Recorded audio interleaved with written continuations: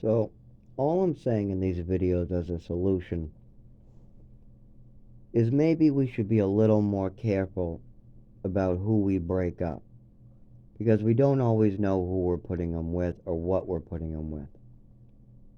If you're going to break up a whole entire family forever, then you got to have some investigation. You got to spend some time. I should have been. I mean, there's no way it would have ended well for me in the situation I was in. It did not end well for me in the situation I was put in.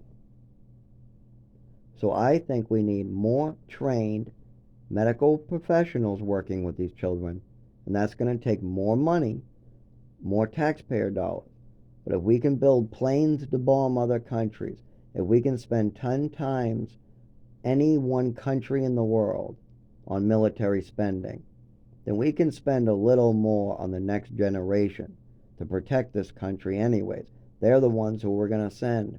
They're the ones who are going to protect this country and fix this world. We need to invest in the next generation. And there's ways we can do that. One thing is, with all this addiction crisis, you're going to see a lot of families being broken up. It's going to make a lot of orphans. So we need to invest in this. We need to invest in properly trained individuals. And please excuse the lozenge in my cheek. I'm using one of those nicotine lozenges, 4 milligram instead of a patch. But I know that my lip is squeaking. But yes, we can invest in properly trained nurses.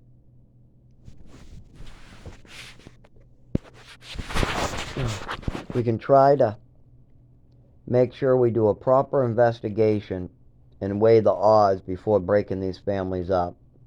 We can also try to get the mother and father help before breaking up the family, like maybe addiction support, help paying their bills, job searches, stuff like that. Daycare is a big one. Daycare is very expensive, and minimum wage is very little, and rent is very high.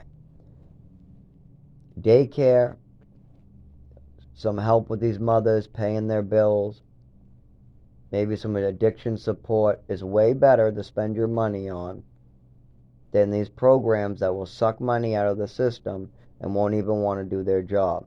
They'll charge you $100 for a peanut butter and jelly sandwich. Meanwhile, giving $5 to the mother will feed peanut butter and jellies for a while. Keep that in mind. That's what they do in these places. They really do. And a lot of the money goes to the doctors that are downstairs in their office signing papers. They're there to make a lot of money. Keep in mind, that's where a lot of the money and a lot of the taxpayer dollars go to, are the doctors downstairs. If we also lower the amount that they cost by by easily, like qualifications, like how necessary they are, like surgeons should be paid more. They also have a rating system in Canada that allows bad doctors to be paid less and good doctors to be paid more. We also can pay nurses more. These nurse practitioners do most of the doctors' jobs. I've seen nurses tell the doctors what's going to be done. They're getting paid peanuts. We can even this out. We can. The doctors still can get paid a lot. The nurses can get paid more than they are. There's no reason for all this to be happening, other than there are some people in our government who want to support the military and the company's interests. There's a lot of money go to corporate greed, pharmaceutical corporate greed, the broken medical system, as well as to fighting in other countries, arming other countries, making weapons, selling them to other countries, making weapons here, then decommissioning those weapons we paid for. There's so much spending that we're not getting any value out of. Meanwhile, there are so many things we're not spending that we're getting hurt by. And that's what the point of these videos are, is I'm telling my life story so we can learn from it. So maybe in the future we can change it.